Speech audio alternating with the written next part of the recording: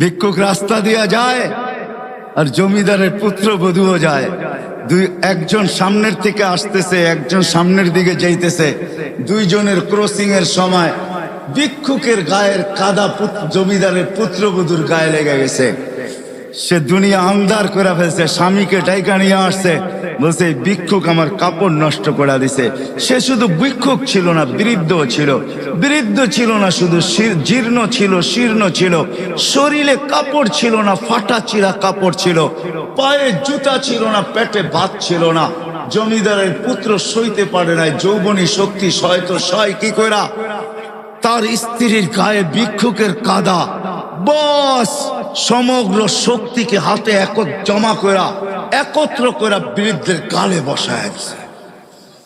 বৃদ্ধ কিচ্ছু বলে নাই, শুধু উপরের দিকে তাকায় দুই তিনটা শব্দ উচ্চারণ করছেন। শব্দগুলা হলো ইয়া মাল্লা তারা হলো ওয়ুন, ও আল্লাহ চোখে দেখা যায় না, ও তারা কুল্লা শাই, তুই সব দেখিস, ফারা তারা মা বি, তুই কি দেখিস না আমার সাথে কি ঘটতেছে, এটা কি দেখিস না? বলতে দেরি যুবক, মরতে দেরি হয় না। জমিদার চলে আসছে, প্রতিশোধ নিবে। বৃদ্ধের একদিকে মুস্কি হাসি, একদিকে বলতেছে প্রেমের খেলা এমনই হয়। জিজ্ঞাসা করছে কিসের প্রেমের খেলা রে?